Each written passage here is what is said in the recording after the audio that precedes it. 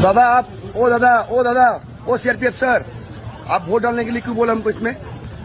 आप क्यों बोले इसको? बोलिए हमको। आप तो न्यूट्रल है, आप तो न्यूट्रल, इसमें क्या वोट डालने के लिए बोले? बोलिए। आप बीजेपी के लिए प्रचार कर रहे हैं क्या? आप क्यों हमको बोले इसमें वोट डालने के लिए? बोलिए, काय चल जा रहे? बोलिए, काय बोले आप? দেখুন, এই সিআরপিএফ ধরে বলছে এখানে বিজেপিকে ভোট দিতে হবে। এই তো বর্তমান পরিস্থিতি আমাদের। ইলেকশন কমিশন থেকে শুরু করে বিজেপির ক্যান্ডিডেট ঘুরছে, সঙ্গে সিআরপিএফ বলছে যে বিজেপিকে ভোট দিতে হবে।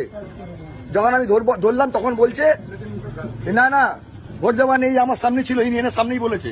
তোমার সামনে বলেছে কিনা বলো যে ভোট দিতে হবে?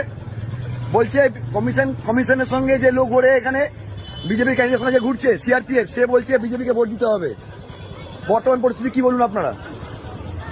একটা সিআরপিএফ হবে নিউট্রাল, তিনি বলছেন বিজেপিকে ভোট দিতে হবে, তাহলে কি করুন অবস্থা বলুন বিজেপি?